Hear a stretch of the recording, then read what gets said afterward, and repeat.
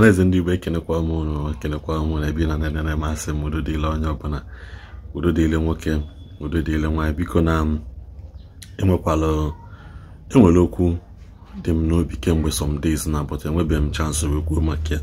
So tata asị m ka m bata ka m kọwaa ka m kwuo maka, because I really want us to have a discussion.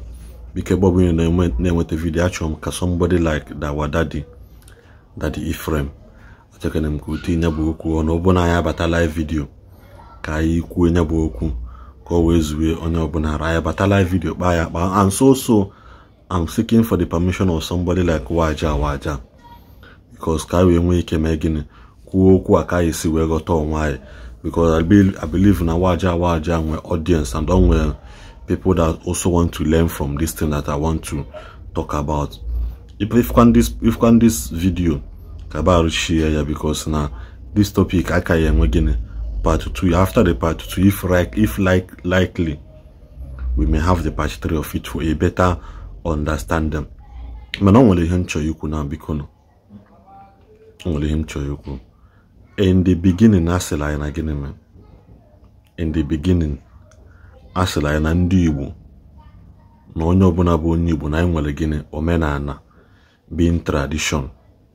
And that tradition permits nwoke megine multiple women, because if you na nke ndị Hausa ha na-abịa asị na gịnị me na onye na-anụbero nwaanyị 4 na ochikabeghọ na meji, which means na olubeghọ ihe eji nwoke gịnị eme. Then we begin to analyze things, because this thing has been in my mind. We begin to analyze things ka akwụkwọ ya nke bụ eziokwu.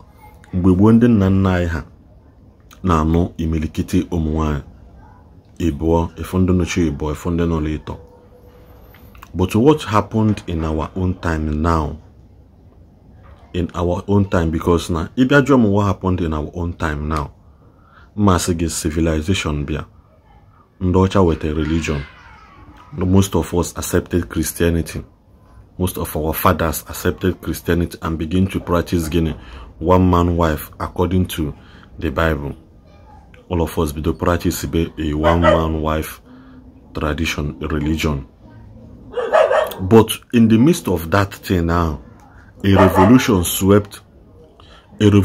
started sweeping through the minds of the Igbo youths from early 2020. For the past 4 or 5 years now, a revolution is sweep in the life and in the mind of Igbo youth. Now back to the root. Okay, back to the root now. And back to it now. Can you people also go back to the traditional way of because a lot of people now engineer go back to root and each of them. That's why you saying this topic is a very sensitive topic. Now any discussion in here, discussion whereby na onye ọbụla ya aghọta onwe ha, onye ọbụla aghọta onwe. Because as a Christian, I also have some questions to ask, because I believe in one man, one wife. That is what I believe in. Man, after going through my research in the Bible, when I check a passage Bible condemn nwoke no nwanyị na-abụ, or you know why na from that verse. That is one you saying. I will need a permission of our daddy Ephraim. Because more I believe in na ihe ọbụla gbasara Igbo bụ Omenala Igbo. Like mmadụ chọọ ime ihe emelu ya n'isi ya anụ nwaanyị gị n'ụlọ ya n'isi mee ihe na achọrọ ime. But as a Christian, I believe in a one man, like I said. But for me, I believe in a one man, one wife. But whereby the thing is, because now a lot of people know why now today in our society and our culture. Does a man marrying second wife guarantee that person of going to hell? Does he make that person a sinner? After my research on some Bible verses, from Matthew chapter 5, from verse 31 to 32, or see. It has been said, anyone who divorces his wife must give her a certificate of divorce.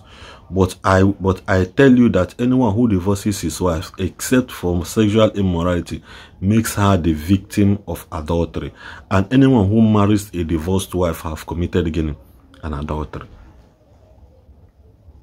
Anyone who marries a divorced wife has committed again an adultery.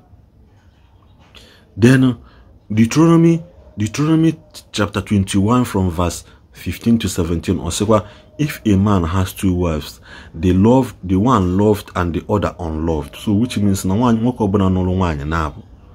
Enwelo nke oka like ya, enwe nke onaka ha like ya. But my question is, does that guarantee the man does it make the man a sinner? Or does it make the man a candidate of hell? Oh, him na because na this thing na son you video ajujum we na I need clarification. So you put with this thing now. This program this thing need again a live video and a live audience. Bona need again. He play their own part in making sure that this thing we again can clarify. Can they mother guys the now phone? They no longer because somebody no why na nankai without a divorce on no officially. Number on devices secretly nobody knows. Because most of our chiefs today, most of Ndinze and Ndi Igbo today are not on one nabo. So does it mean that Christianity sweeps the in a way happens here Omenala Igbo ne measures because only jolo segina abandon Omenala Igbo, abandon Omenala Igbo, manonya hakanaza, onya he na agwa abandon Omenala Igbo kana aza Igbo. Oka na Iwaji, oka na Ili Ede, oka na eje some meetings ndi obodo ju ebili. So Deuteronomy can go to Deuteronomy 21:15, or where again the one and the other unloved, and both the loved and the unloved have borne him children. And if the first son belongs to the unloved, then on the day when he assigns his position as an inheritance to his sons, he may not treat the son of the loved as the first in the presence of the son of the unloved, who is the first son, but he acknowledged the firstborn, the son of the unloved, by giving him a double portion of all he has, for he is the first fruit of his strength, the right of the first of his. Then ajuju we na aga deeper to it. I won't say about for 1 Corinthians chapter 7 or worse again. But since there is so much immorality, each man should have his own wife, and each woman her own husband. The husband should fulfill his marital duties to his wife, and likewise the wife to her husband. So this page now is in another version. You got this thing because this version is NIV version. You got in a King James only his own explanation. All these things now go. I'm still under the question of what can no longer or ya guarantee ya eje komo. Then when I have my research, there are so many men in the Bible, great men in the Bible no one, which means na heje komo. Yes, is you can bring money in the Bible, but in terms of these people, also in Genesis 14, in Genesis chapter 4, verse 19, also again, Amalek took two wives. The name of one was Ada, and the other one Zillah. In 2 Samuel chapter 12, from verse 8, also, I gave you your master's house and your master's wives into your arms, and gave you the house of Israel and Judah. And if it were to be little, I would add to you as much more. 2 Samuel chapter 12 verse 8.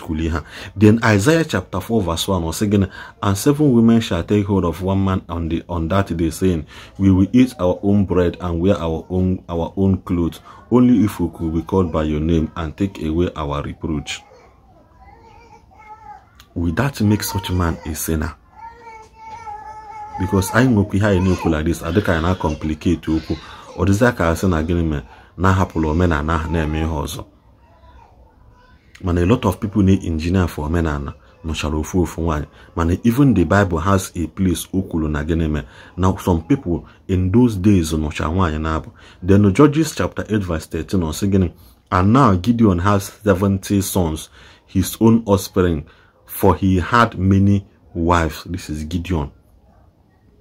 2 Chronicles 11:21 or say, and Rehoboam loved Micah, the daughter of Absalom, above all his wives and concubines.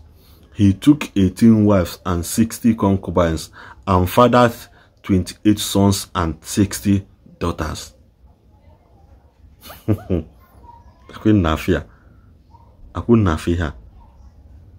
Bible does not clarify adultery. Only here Bible now cover here.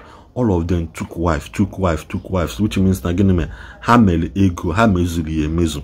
Heje hoje jeje me gini kuba nwanyị outside. Manasi gina gini me onye nke atuko gini extra wives and concubines, 60 of them.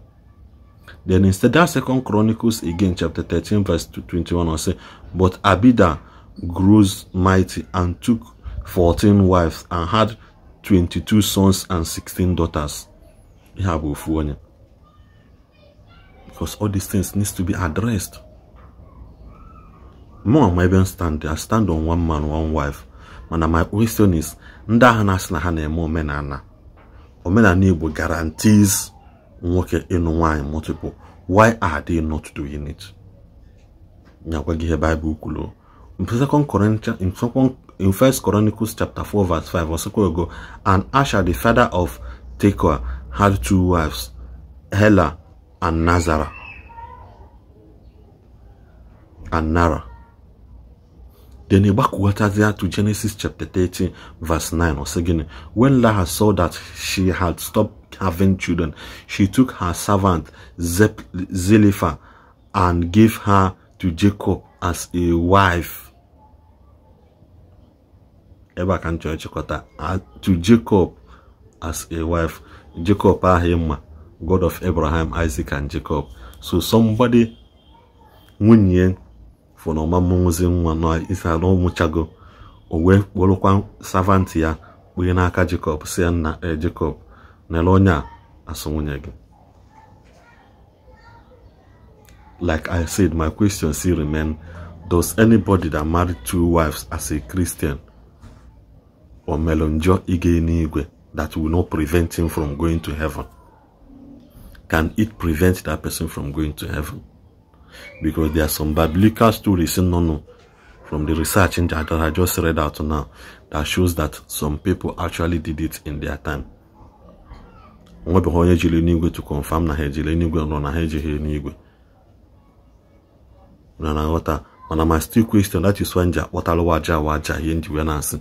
Okay, now waja in a moment and Omenala, and the Bible make that we Christians should marry 1 wife. Are you also abiding to the rules of the Bible rather than rule of our ancestors? When you know the very, very intellectual. So I know the Monday na kono. Any the mundo abayiku kwa kapiaya onye obona megin aghọta onwe ha. Onye obona megin aghọta onwe ha. That is what nesi bikon. Onye obona fu video na tag ya na waja to it. I tag that Ephraim to it because na gini me na video anwa need part 1 and part 2. Nka part 1 being the question, I was in the part 2 that will still come up later. We can wait a video akabaro share ya. Code numbers and the bye.